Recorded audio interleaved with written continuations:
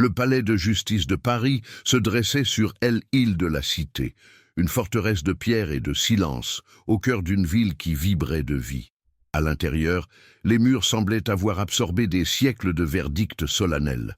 Le marbre poli des sols renvoyait le reflet froid des plafonds voûtés, et les boiseries sombres des salles d'audience imposaient un respect presque craintif.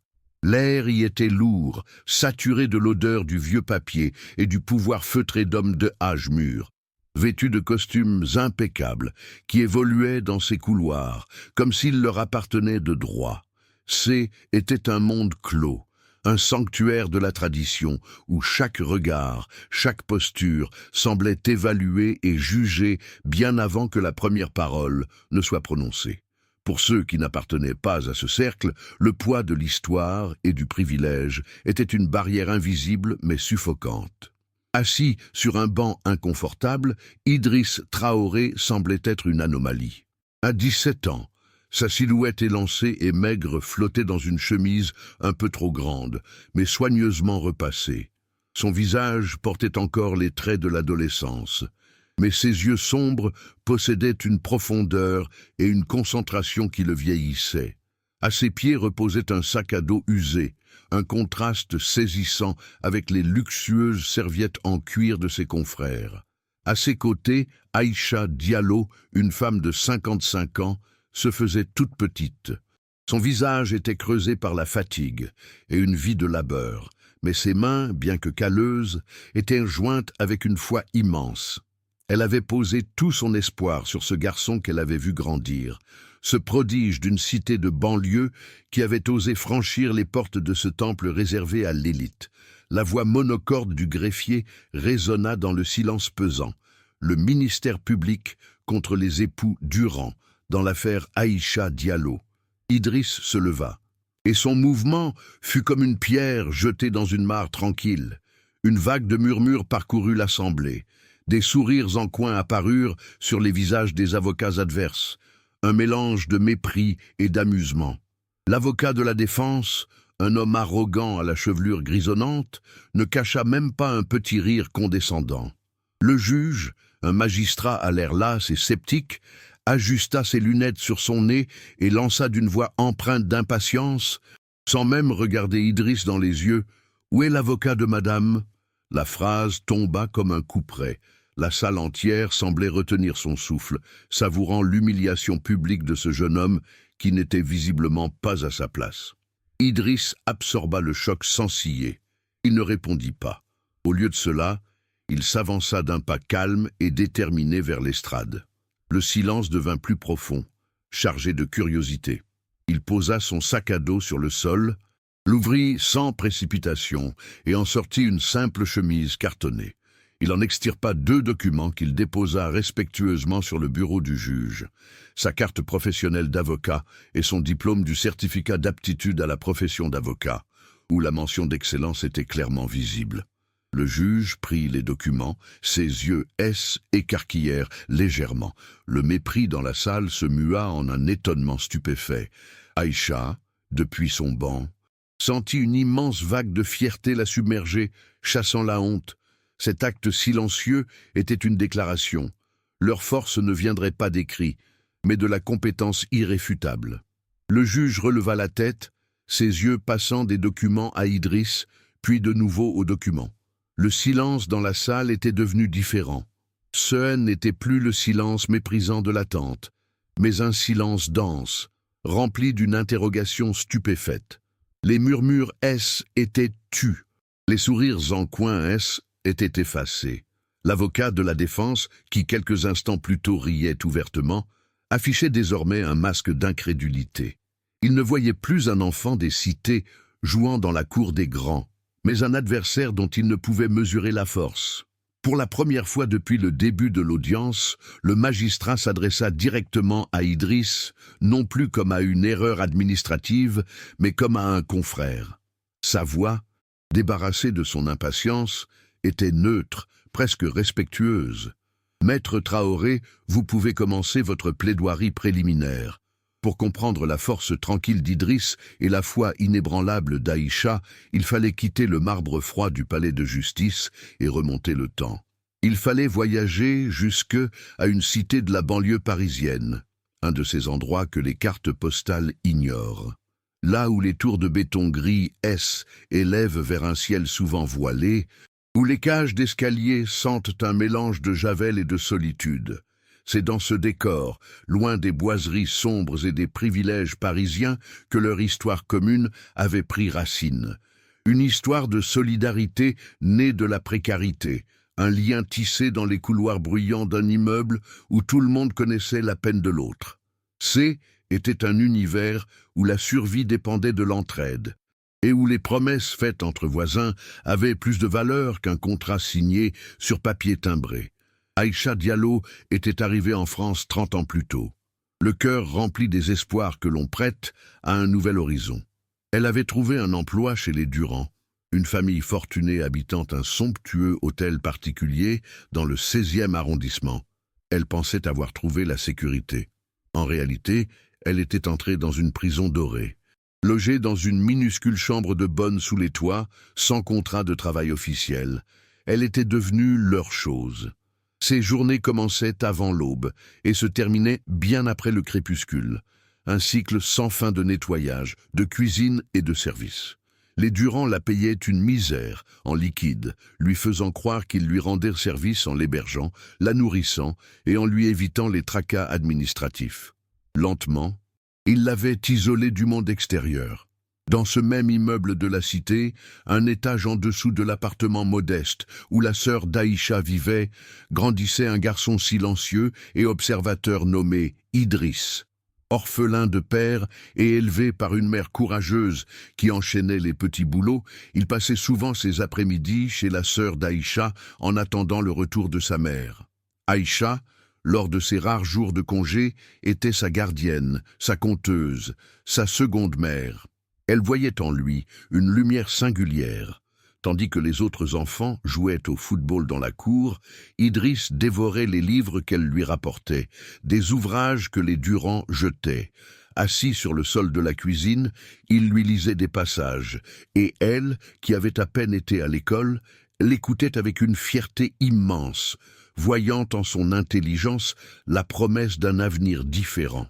Tant de vies comme celle d'Aïcha se déroulent dans l'ombre, loin des projecteurs de la justice. Des histoires de dévouement silencieux et d'exploitation invisible qui ne font jamais la une des journaux. C'est pour ces voix étouffées que ce récit existe. Ces combats menés dans l'anonymat méritent de être racontés, non pas pour la pitié, mais pour la dignité qu'ils représentent. Chaque histoire partagée est une petite victoire contre l'oubli et l'indifférence. En vous abonnant, vous nous aidez à continuer de partager ces témoignages essentiels. Vous nous permettez de donner une voix à ceux que la société s'efforce de rendre muets. Votre soutien est le carburant qui alimente notre mission de ne laisser personne dans le silence. L'abus des Durand-N n'était pas fait de coups, mais de mots et de silences qui rabaissaient plus sûrement qu'une gifle. Il l'appelait la bonne, jamais par son prénom. Il critiquait sa cuisine, ses vêtements, son accent. Il lui confisquait son passeport sous prétexte de sécurité. Il lui faisait comprendre qu'elle leur était redevable, qu'en dehors de leur maison, elle ne serait rien, une clandestine sans droit ni avenir. Aïcha, peu à peu, avait fini par le croire. Elle avait honte de sa situation, honte de ne pas avoir su s'imposer. La peur de se retrouver à la rue, seule et sans ressources, était une chaîne invisible, mais terriblement solide. Elle était devenue un fantôme dans cette grande maison, une présence fonctionnelle dont on oubliait l'humanité. Le déclic se produisit un soir d'hiver. Quelques années plus tard, Idriss, alors brillant étudiant en première année de droit, était venu rendre visite à sa mère.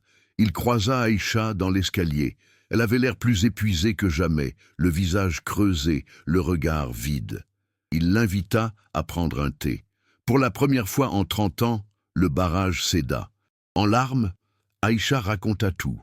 Les humiliations, le travail non déclaré, la solitude, le sentiment de être piégé. « Personne ne me croira, mon fils, » murmura-t-elle, ses mains calleuses tremblant autour de sa tasse. « Je n'ai aucune preuve, juste ma parole. » Et que vaut la parole d'une vieille femme de ménage face à des gens si puissants? Idriss, elle, écouta sans l'interrompre, son regard d'adolescent se durcissant, se transformant en celui d'un guerrier. Ce soir-là, il lui fit une promesse. « Je te sortirai de là, Tata Aïcha, je deviendrai avocat pour toi. » Cette promesse devint le moteur de sa vie. Le chemin fut un labyrinthe de difficultés. Rassembler des preuves après 3 décennies de servitude non documentée semblait impossible. Les Durand avaient été méticuleux dans leur dissimulation, ne laissant aucune trace écrite, aucun bulletin de paie, aucun virement bancaire. Idriss passa des mois, puis des années, à interviewer d'anciens employés, à chercher des témoins, à éplucher les moindres détails de la vie d'Aïcha pour trouver une faille. Il consulta des avocats spécialisés qui, voyant la complexité du dossier et le manque de preuves tangibles, lui conseillèrent d'abandonner. Mais il refusa, s'accrochant à sa promesse comme à une bouée de sauvetage. Le poids sur ses épaules était immense.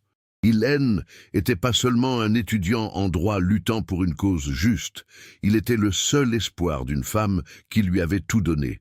Chaque nuit, le syndrome de l'imposteur venait le hanter.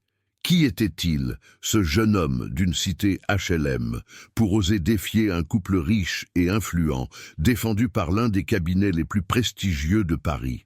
Les visages méprisants des professeurs de sa faculté, les sourires condescendants de certains de ses camarades. Tout cela revenait le tourmenter dans le silence de sa petite chambre. Il avait peur d'échouer, peur de décevoir Aïcha, peur de prouver à tous ceux qui doutaient de lui qu'ils avaient eu raison depuis le début.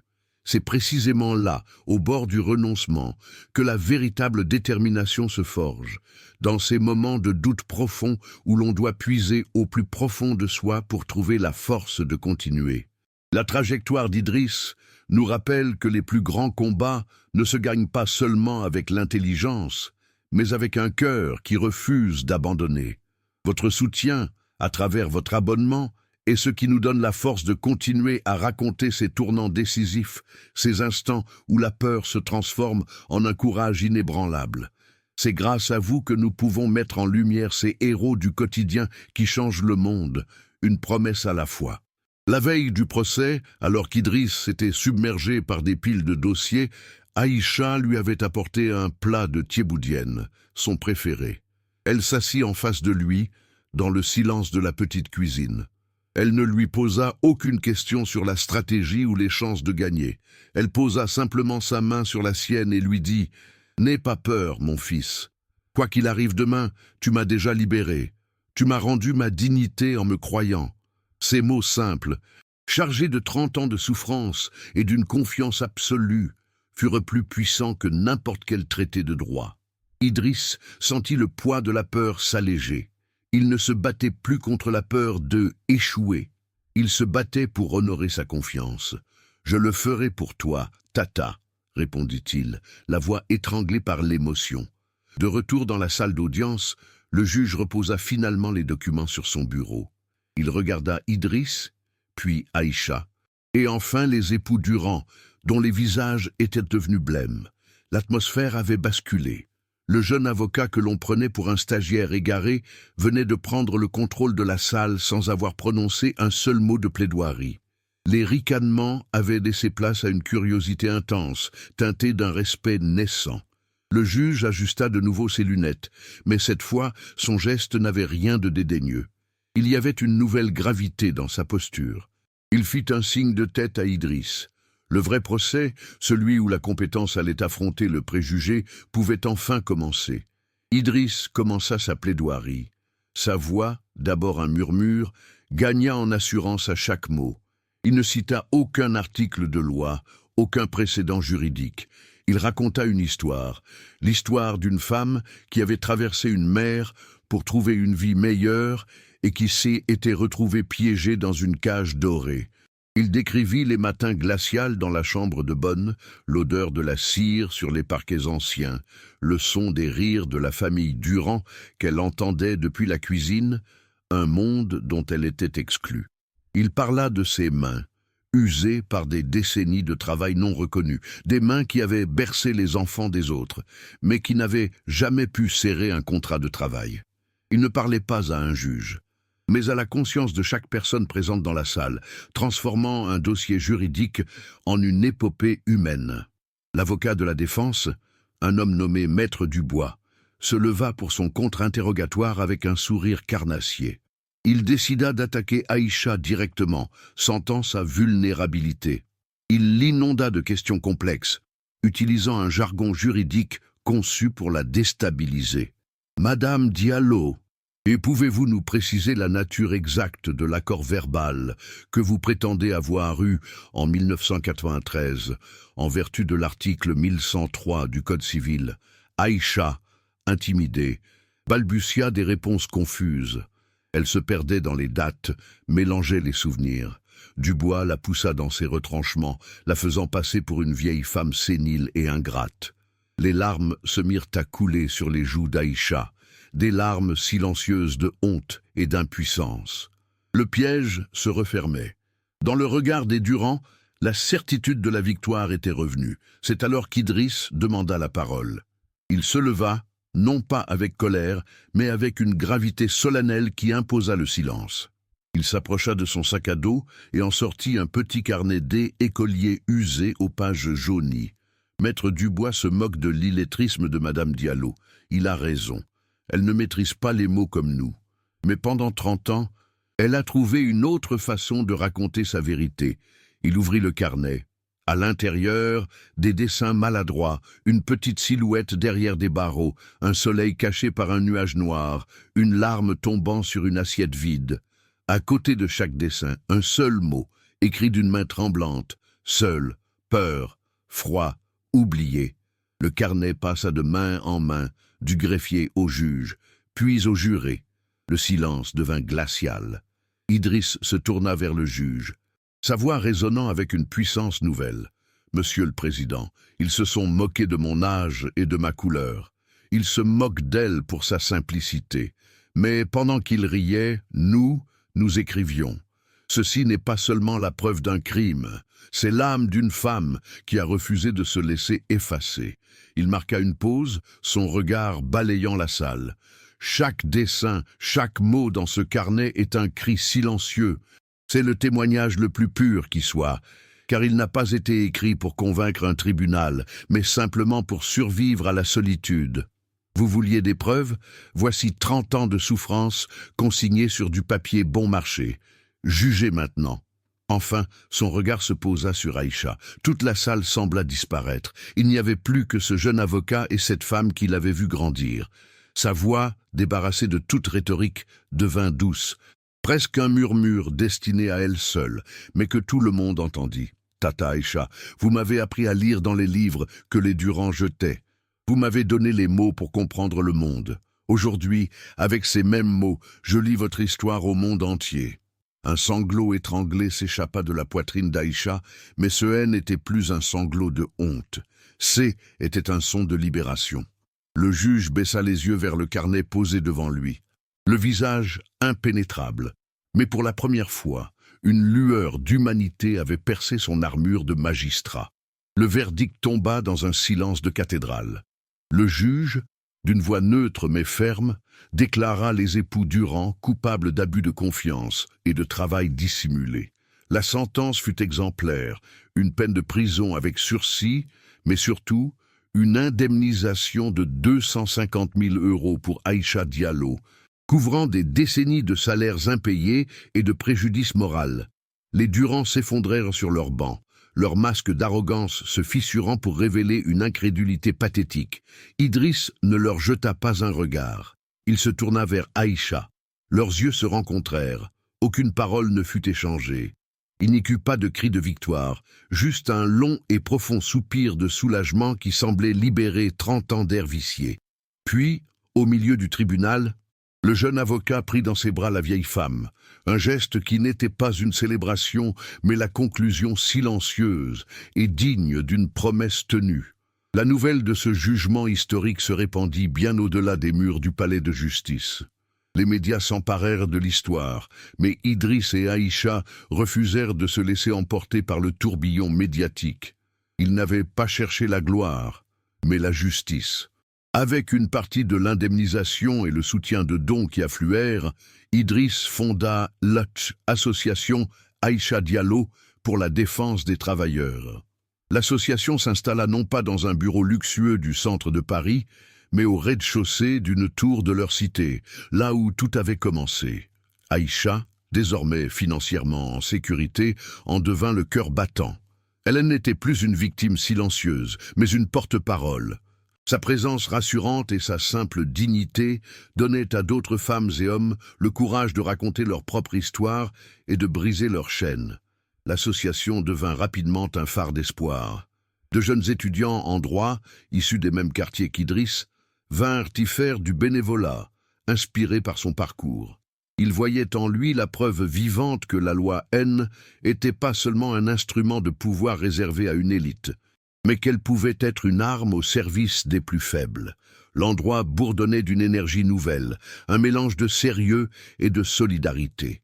On y entendait le cliquetis des claviers, les murmures de conseils juridiques donnés au téléphone, et surtout les voix de ceux qui, pendant si longtemps, n'avaient jamais osé parler. Idriss n'avait pas seulement gagné un procès, il avait planté une graine, et toute une forêt de défenseurs commençait à pousser dans le béton de la banlieue. 5 ans plus tard, Idriss Traoré, âgé de 22 ans, franchit de nouveau les portes du palais de justice. Il n'était plus un adolescent effacé avec un sac à dos usé, mais un avocat respecté, dont le nom inspirait à la fois l'admiration et une certaine crainte chez ses adversaires. Alors qu'il se dirigeait vers la salle d'audience pour un nouveau cas, il croisa le même juge qui avait présidé le procès d'Aïcha. L'homme, désormais proche de la retraite, s'arrêta et lui adressa un lent hochement de tête, un signe de respect silencieux qui valait tous les discours. Le cercle était bouclé. Leur histoire nous rappelle que la dignité n'a pas de prix et que le courage d'une seule personne peut faire basculer le cours de nombreuses vies. Si ce récit vous a touché, votre abonnement est le plus beau des soutiens pour nous permettre de continuer à donner une voix à ces combats essentiels.